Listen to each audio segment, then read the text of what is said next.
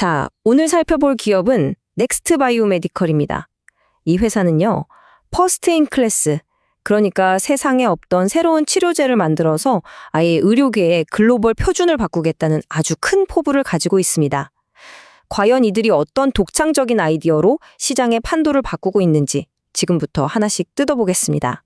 모든 위대한 기업은요, 아주 중요하고 어려운 문제를 해결하는 데서 시작하죠. 넥스트 바이오메디컬이 처음 주목한 문제는 바로 이겁니다. 내시경 시술 후에 피가 다시 나는 바로 재출혈 문제인데요. 이게 생각보다 심각합니다.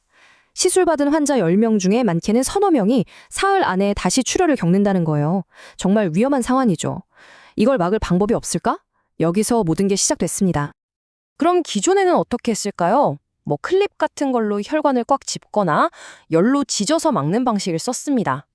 근데 이게 말이죠. 시술하다가 내시경 장비를 막히게 할 수도 있고 또 출혈 부위가 애매하면 적용하기가 까다로웠어요.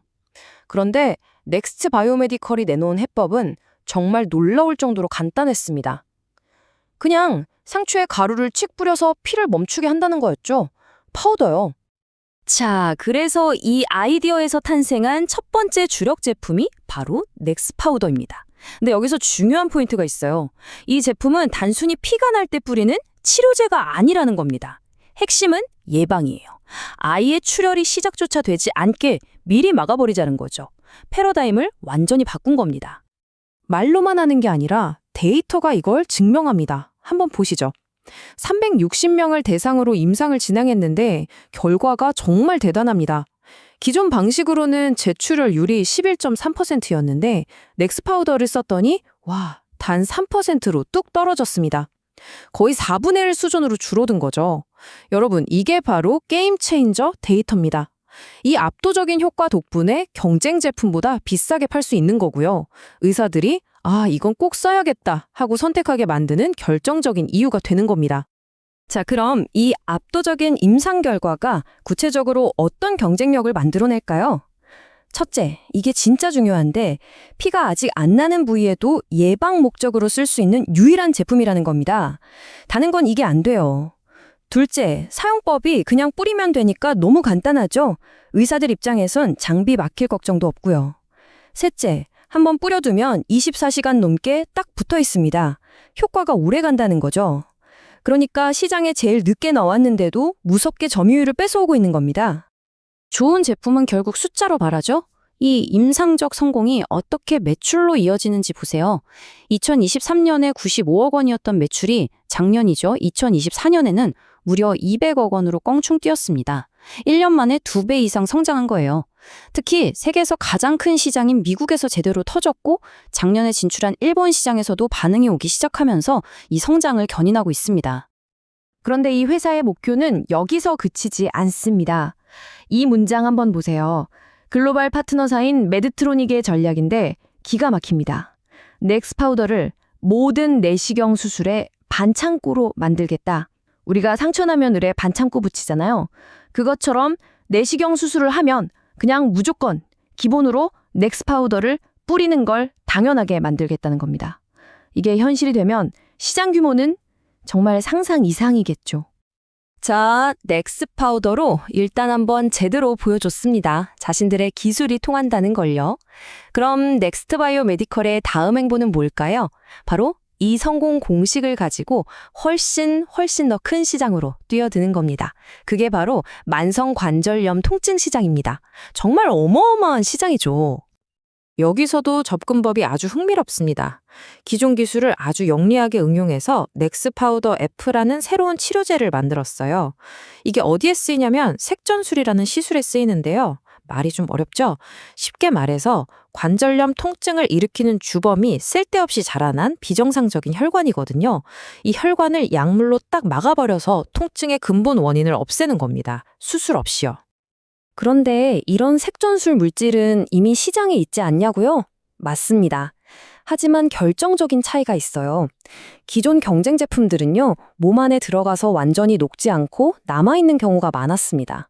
이게 좀 찜찜하죠. 하지만 넥스 파우더 F는 다릅니다. 몸 안에서 아주 빠르게 그리고 깨끗하게 분해되도록 설계됐어요. 이게 바로 이 치료제의 핵심, 킬러 피처인 셈입니다.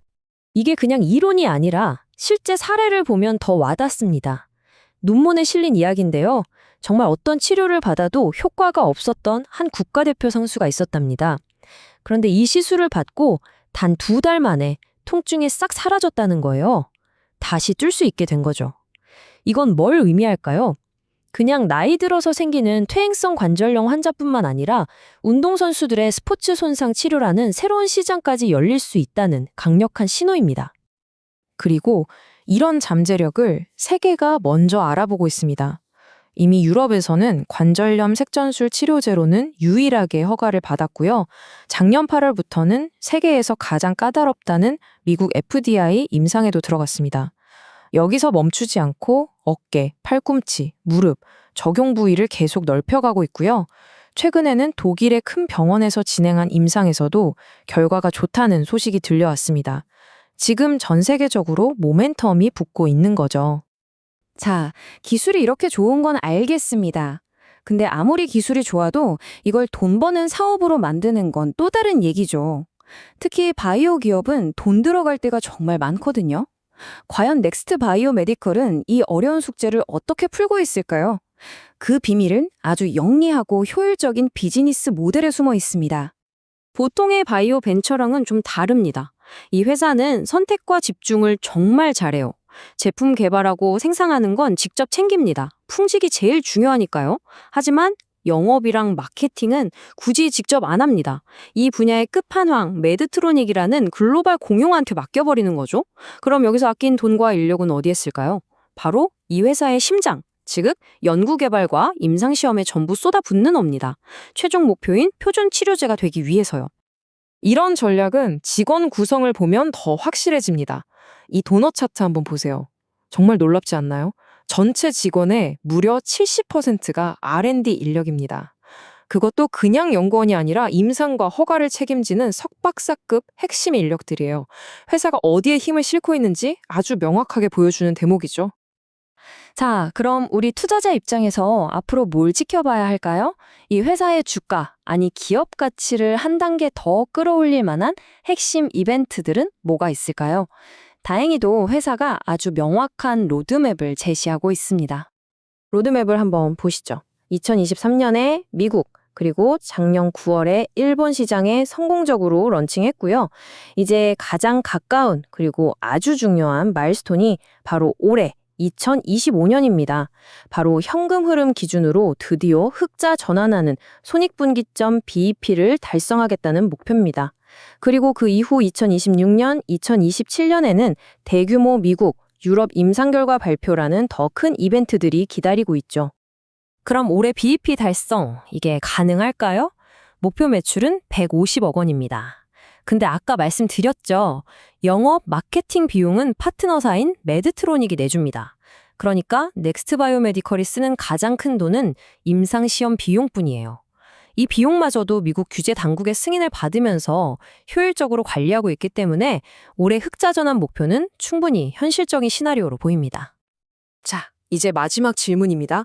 이 회사가 꿈꾸는 최종 그림은 뭘까요?